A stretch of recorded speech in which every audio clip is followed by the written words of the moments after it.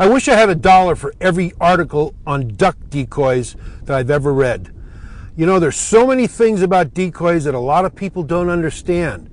And in 1976, I wrote an article on decoys to have all your decoys painted as males, all drake decoys. Why? Because the color attracts better than the hens. Now, what catches your eye? The hen or the drake? Sure, it's the drake. Now, it's the same thing what ducks do. They come in and they look and they see a spread of all drakes and they say, hey, wait a second, I'm going down there.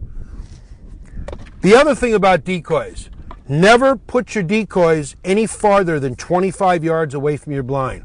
Why?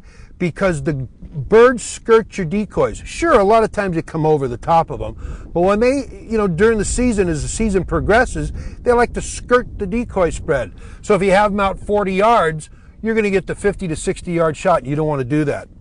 The other thing is segregate your species. Mallards over here, sprig over here. If you have teal decoys or widgeon decoys, place them in an area, not to be mixed up with the other decoys. That's very important. The birds will work better that way. The other thing about decoys, and you have to understand this, is that decoys are only an attraction. I remember I was doing a show up in Seattle for the International Sportsman's Expo, and this guy came up to me and he says, I'm a Canadian honker guide. I said, oh, so he showed me a spread. You know what he used for both of his blinds? He took 2 old Volkswagen Bugs cars, painted them up as Canadian honkers, and he would take the steering wheel and he'd turn, and the heads would turn. They were made out of sheet metal.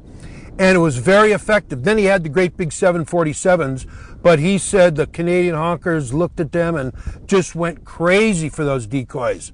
The other thing, people ask me, what's better, regular or magnum size? Well, obviously the magnum size is better, but they cost a little bit more, and they're bulky and you can't bring as many out with you.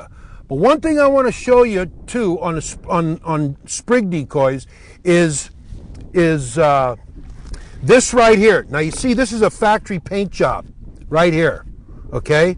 Now all you got to do when you paint your pintail decoys is do this. Flat white primer paint. And do the breast. You see how much better that looks? It's more attractive. That's it with the decoys.